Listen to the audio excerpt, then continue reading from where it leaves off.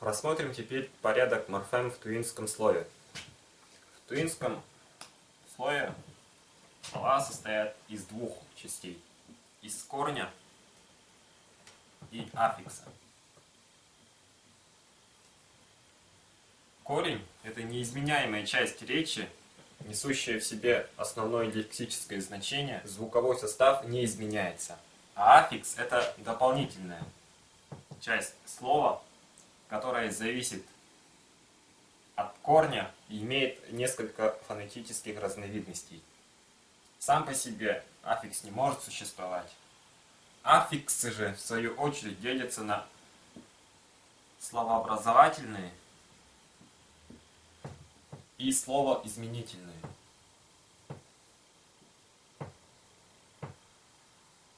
Словообразовательные аффиксы, присоединяясь к корням, образуют новые слова с новым лексическим значением и соответствуют суффиксам в русском языке. Например,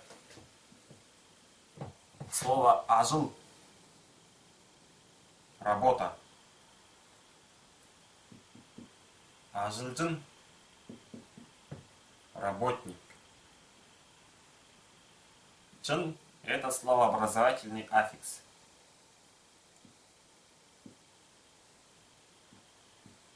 Ажилдар, да, это точно так же словообразовательный аффикс. Образуется глагол ажилдар. Ажилдапчы тоже переводится как работник. Ажилдапчы. То есть в одном слове могут быть несколько словообразовательных аффиксов. Вот. Словоизменительные же аффиксы не придают словам новое лексическое значение и образуют только грамматические формы слов. Формы числа, падежей, принадлежности,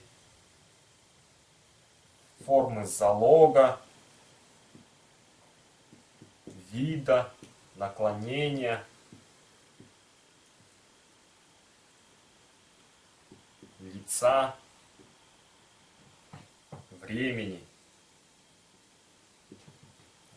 И таким образом к корню могут присоединяться либо словообразовательные, либо словоизменительные аффиксы. Но если они присоединяются вместе, в первую очередь должны стоять только словообразовательные. Только уж после словообразовательных могут стоять словоизменительные аффиксы. Рассмотрим теперь порядок морфем у существительных. В первую очередь стоит корень. Затем идут словообразовательные аффиксы.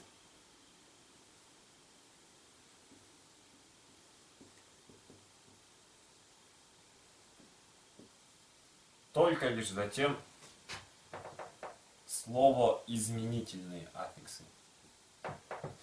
То есть у словоизменительных аффиксов тоже свой порядок очереди. В первую очередь присоединяется форма числа. Только после категории числа может стоять категория принадлежности.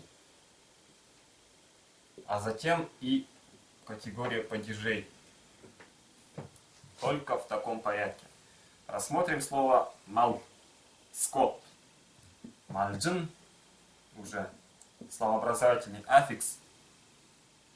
Мальджин чабан. Тот, кто держит скот. Затем могут быть только категория числа, аффикс категория числа, мальджиннар, чабаны. Затем принадлежности, ну, например, принадлежность во множественном числе первого лица. Мальджиннарывас, наши чабаны. Падежа, например, дательный падеж, мальджиннарвыста, нашим чабанам. Вот в таком порядке могут быть аффиксы. То есть нельзя, чтобы сначала шел падеж, затем число, сначала принадлежность, затем число. Только в таком порядке. Если нет аффикса числа, то следует принадлежность. Если нет принадлежности, падежей.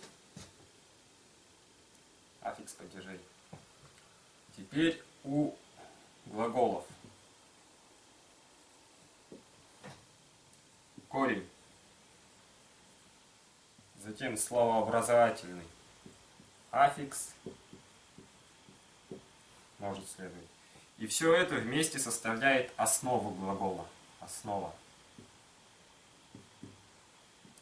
Затем уже могут идти словоизменительные аффиксы.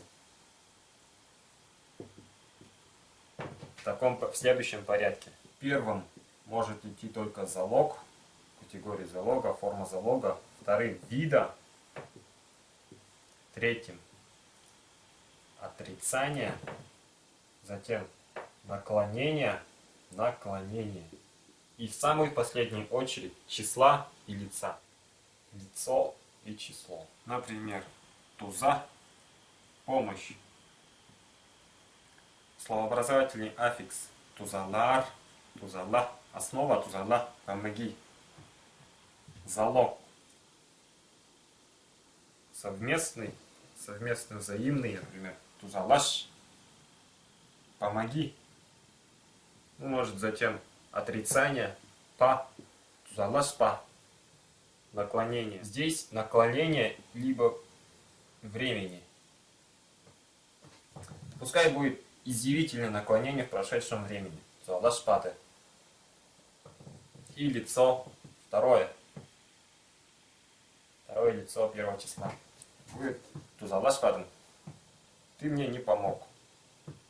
Только в таком порядке могут присоединяться морфемы.